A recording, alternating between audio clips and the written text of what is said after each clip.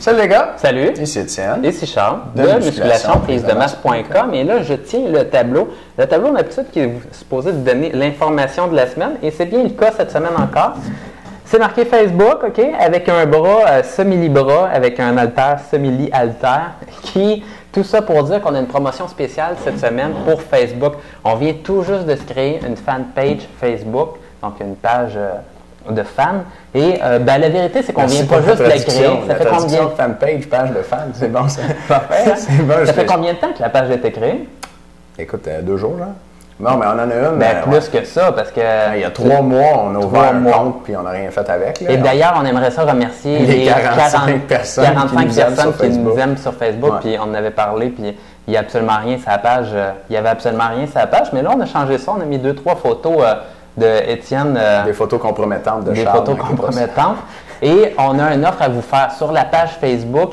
Il va y avoir, dans le fond, une offre. Si vous cliquez sur le bouton « J'aime » qui est en haut de la page Facebook, ça va vous donner accès automatiquement à une vidéo spéciale qu'on a filmée cette semaine sur 10 conseils pour maximiser vos gains au niveau de vos biceps et de vos triceps, dans le fond, pour avoir la croissance maximale au niveau de vos bras.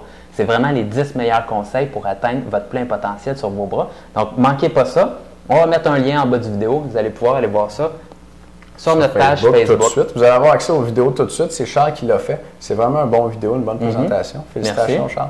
Puis c'est juste pour les gens qui nous ajoutent sur Facebook, dans le fond, qui disent qu'ils nous aiment sur Facebook. Fait que allez chercher ça, ça vaut la peine. Puis moi, je tiens aussi à dire que le bras, c'est Charles qui l'a dessiné.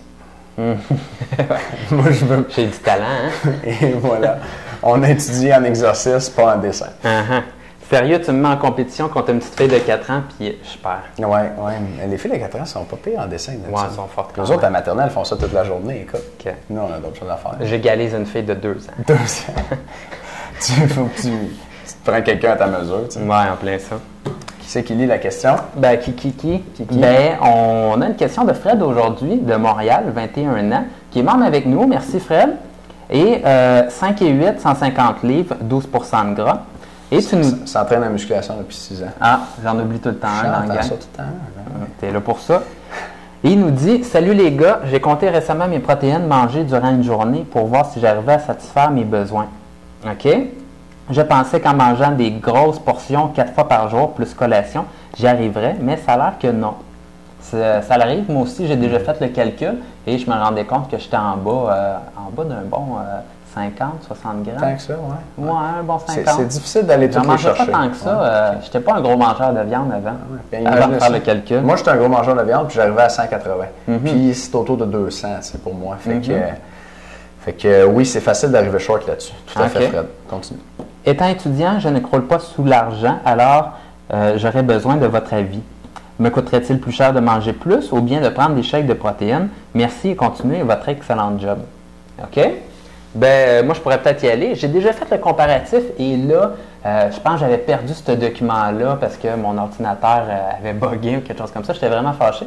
Parce que moi aussi, j'ai déjà eu la situation où j'étais au bac en kinésiologie, j'avais pas énormément d'argent et je voulais savoir les sources de protéines qui coûtaient le moins cher. Et je pense que le beurre de pinot arrivait numéro 1 de mémoire. Vraiment, là. Mais vous pouvez vous amuser à faire ça. Dans le fond, regardez la quantité de protéines et regardez votre facture d'épicerie, combien ça coûte, et vous pouvez trouver les meilleurs ratios pour trouver vos protéines.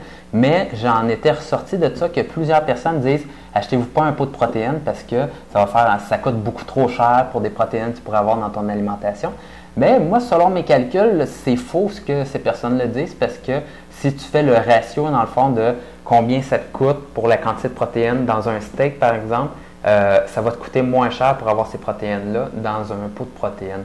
Souvent, on a l'impression que ça coûte vraiment cher un pot de protéines parce que vous pouvez débourser 50-60 $ et là, vous dites jamais que je m'achète un steak à 50-60 $, mais lorsqu'on regarde bien ça comme il faut, le pot de protéines peut vous durer assez longtemps et ça devient plus économique du gramme de protéines que de le manger dans la viande, particulièrement si vous mangez des T-bones.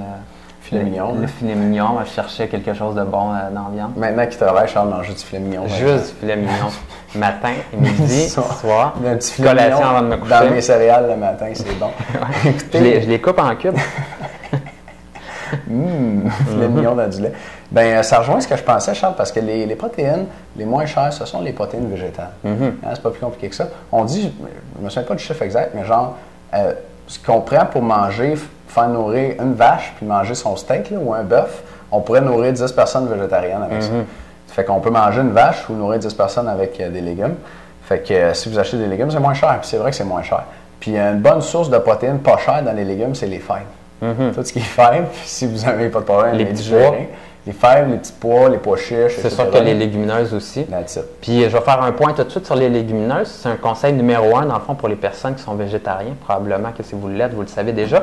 Mais si vous voulez avoir des protéines complètes, donc avec tous les acides aminés, et vous voulez manger des légumineuses, à ce moment-là, vous devez les combiner dans le même repas avec des féculents, donc avec du riz, du pain ou des patates, pour avoir vos protéines complètes. Parce que si vous mangez juste les légumineuses, vous n'avez pas les acides aminés complètes. Donc, c'est le truc. Si vous avez un repas qui est quand même proche de celui-là, avec des féculents, vous allez être correct. Là, mais c'est sûr, si vous mangez juste des fèves pendant votre journée et rien d'autre, là, vous allez arriver chouette. Fait que les fèves, c'est une bonne source. Puis moi, ma deuxième source secrète de protéines pas chères, c'est les cannes de thon. Les cannes de thon, pour genre 69 cents, tu peux avoir 24 grammes de protéines. Ça revient pas cher à 10 grammes de protéines. Puis une canne de thon, c'est pas compliqué à préparer. Tu ouvres la canne et tu la manges. Puis, mettons en salade avec un peu de mayonnaise puis des petits morceaux de légumes, là, sel, poivre, ça se mange bien vite. Délicieux, j'en ai tellement mangé des salades de même. Ben oui. Je suis comme tanné. Puis, fait que c'est ça mes deux sources secrètes. Les sources végétales, la beurre d'arachide, beurre de pinot, les fèves, puis tout ce qui est bin. Puis les cannes de thon. Les cannes de thon, c'est pas cher, puis ça contient bien les protéines. Fait que Fred, tu es capable, même si ton budget est faible, tu peux aller chercher les protéines que tu veux. Par l'alimentation ou les suppléments.